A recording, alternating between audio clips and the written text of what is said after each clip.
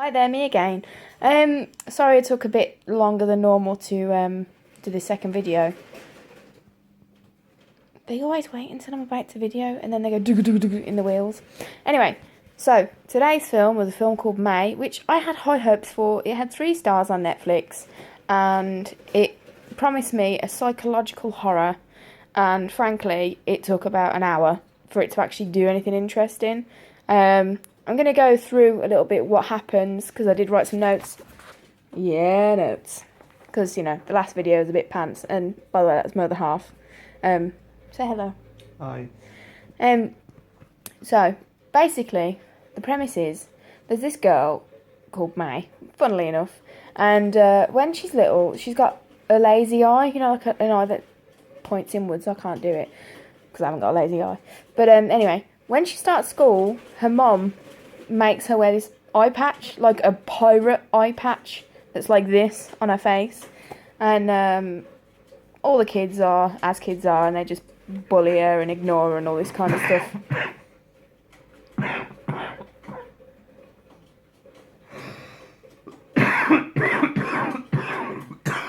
You okay there? No. This is why I do this when he's not here. It's too noisy. Okay, so the opening shot. There will be spoilers, by the way, because I'm just not even thinking, and I will tell you what happens. So if you're going to watch this film, I would say don't bother if you're looking for a psychological horror. However, if you want some blood and gore, go for it. It does what's the word? Deliver on that. So the opening scene is basically May clutching at her eye like this and sort of screaming, and you're like, whoa, that's a bit intense.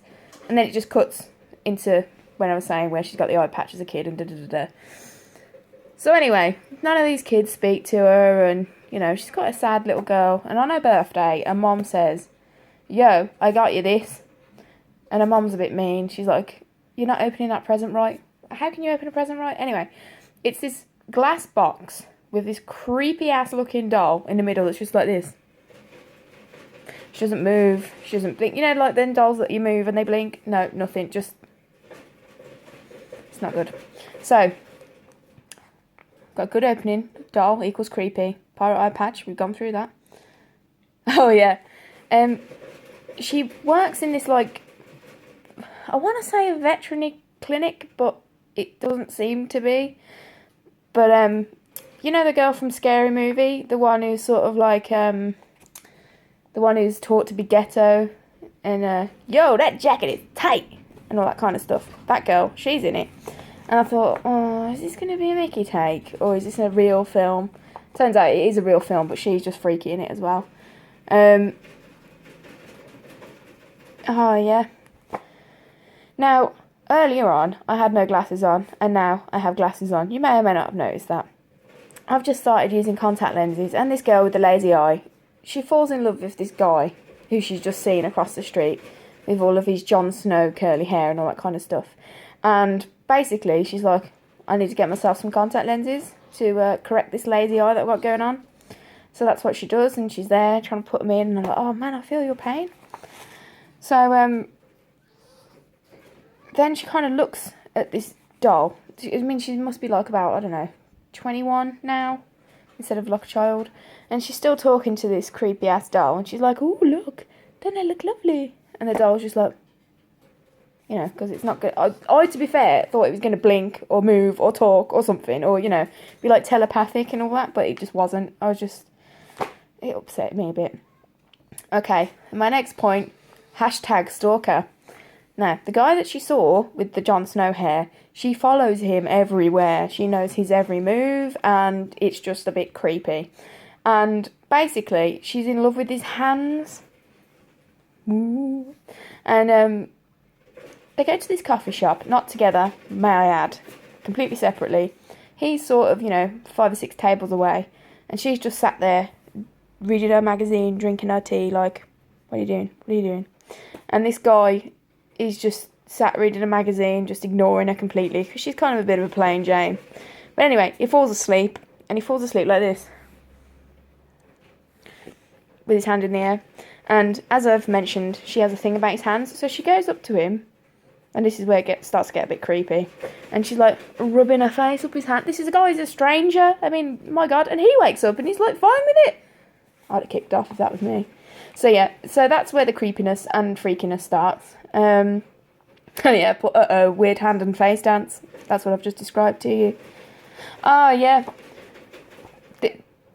Now, this kind of was where you see how strange May is. She meets this guy again at lunchtime. Well, I say meet. Like I've already expressed, she's stalking him, so she knows where he is at all times. So at lunchtime, she bumps into him, and he's like, "Oh, hi. Oh, I'm just going for lunch. Do you want to join me?" So she does, and he's like, "So what do you do for a job?" And she's like, "I work at the vets, yada yada." And he went, "Oh, that's cool." And she's like, "Well, a lot of people are disgusted by it." And he was just like, "Disgust me." So she tells him this horrendous story. I'm not going to go into it because if you do want to watch the film, for some reason, if you want to watch the film, go ahead and you'll hear the story. But it's quite disturbing anyway. And she seems a lot happy about it. And he's kind of like,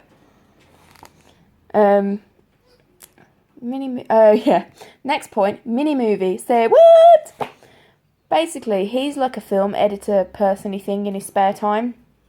And for some reason, he's latched onto this girl. He seems to like her. So she's like, "Oh, what are you doing tonight?" And he's like, "Well, I've got to show this movie." And she's like, "Oh, come round to mine. I'm making macaroni and cheese." And he's like, "Okay, sounds like a date." And he goes round. They have this macaroni and cheese, and in the wine glasses, he takes a drink. And I was like, "Is this going to be poison? Is she going to like hypnol him or something?" But it turns out that it was Gatorade. And it's just like, why didn't you just put it in a normal glass instead of a goblet? But anyway. So, the movie starts, and it's this black and white film. And it's all lovely, and it's people kissing. And the song's something like Do the Hanky Panky or something. It sounded Beatles-y. I should really look and see what it is. But anyway.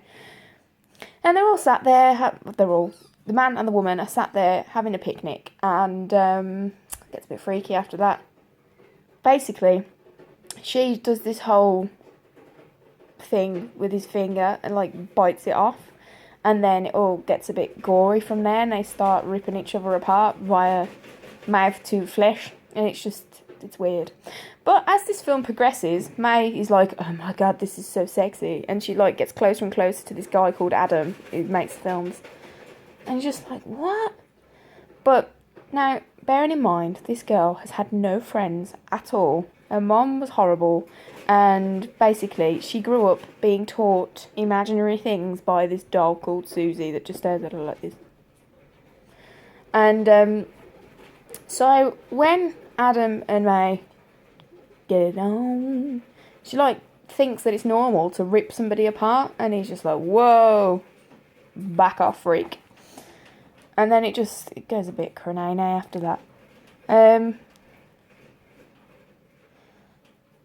What weird... yeah. So, I mentioned the girl, I don't even know what her name is, Polly or something like that, who works at the vets, the one who's a bit freaky, who was in Scary Movie. Turns out, she's a big lesbian, and she's got a thing for May, and she invites her over, and she just basically just attacks her, really, sexually, and May's just like, "Okay, that's fine. I'm easygoing. I'm freaky like that, I don't mind." So, then at home she's got Adam, who is like freaked out by her. At work she's got this Polly who's like, "Come and dance with me instead of doing work." And it's just, I don't know, it's weird. It was difficult to follow. Basically, after she bites this guy and he's like, "Yo, I'm not speaking to you anymore," she's proper heartbroken. She's like beside herself. And, there's a major plot point that I've missed out. Well, anyway, Polly gives May her cat to look after, because she went, "Do you like pussy?" And she went, "Cat, obviously." But we all know she meant something else. And May is sat in her living room, and she just wants to have a cuddle from this cat, because Polly is just, a sex fiend. She just likes everybody. Adam doesn't like her, And now the cat won't come over to her and give her a cuddle, which, frankly, that would upset me too. And so she launches something off of the cat's head, and it kind of goes on the floor. And you're like, oh dear. So, yeah, the cat was gone. So that's kind of the first death of the movie. And then when May gets more and more upset about Adam, you hear this, like, cracking noise. And you're like, oh my God, is Susie going to be, like, possessed? And Susie the dog, remember. Is she going to be possessed and start talking and stuff? And it's not. It's just the glass that encases her breaks. And it's just like, is this a clever metaphor for cracking up? So, yeah, and that's the doll. I mean, I don't even see the point of the doll, to be honest. But anyway. Okay. So, to fill her life up some more, May decides that she's going to join as a volunteer at this school for children with disabilities. And in particular, she wants to look after the blind children. And she tries to connect to the children by taking in her freaky doll. Obviously, they can't see it, and it's in a glass box. And she's like, can you guess what this is? And they were all like, no. All we can feel is glass box. And she's like, wow, this is my best friend Susie. So all these kids, because they're like 7 or 8 year olds, are like, oh my God, it's a doll, let's play with it. And they drop Susie on the floor, and the glass just goes everywhere, and there's just so much blood. If you don't like blood, do not watch this movie. But yeah, so all the kids are trying to find this doll, and they're all scraping on the floor, and all their hands are bleeding, and it all just gets a bit much. I don't really see the point of that bit either, really. Apart from the doll getting broken up into little pieces. So, yeah. But when her mum gave her the doll, all those years ago, she said, instead of having friends, why don't you make friends? As in, this is the doll that has been made for you as a friend, right? So... she's lost a boyfriend. Polly is just crackers.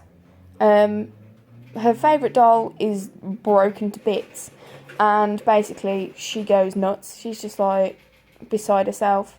And she goes to sleep. And this is the bit that actually made me cringe. At all the film, this is the bit that made me think, oh, I don't really want to watch that.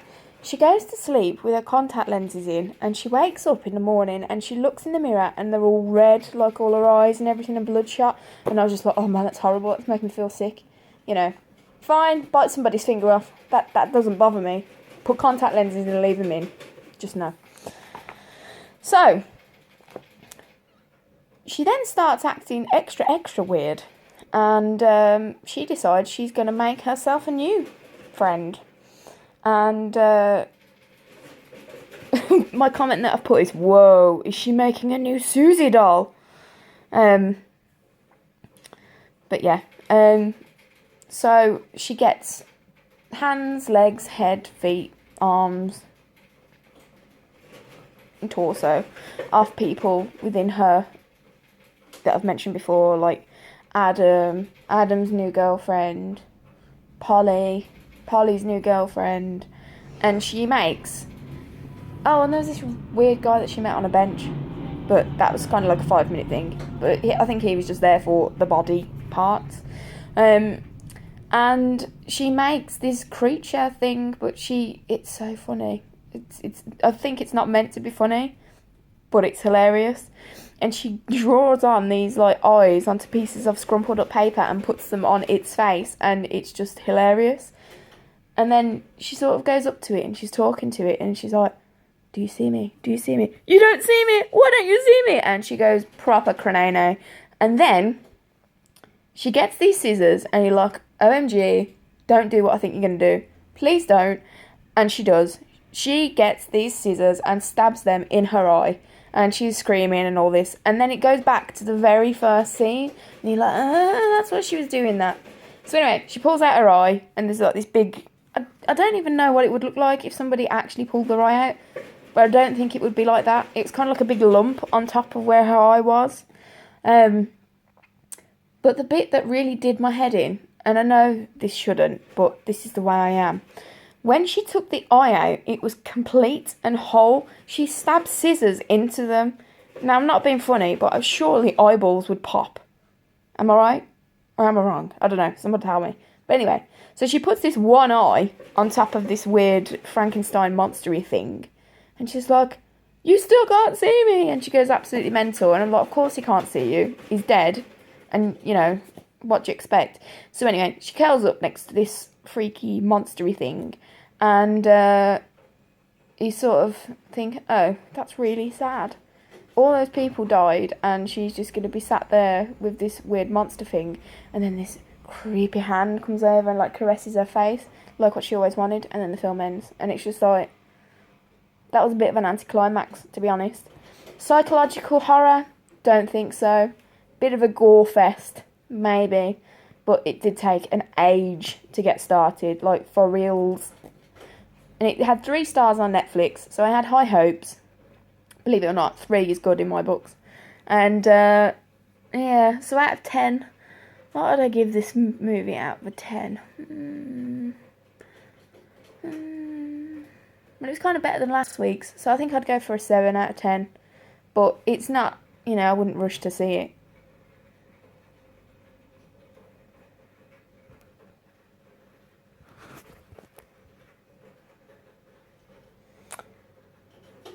Oh dear, my phone's gone funky. I've just shown you over there by accident, sorry.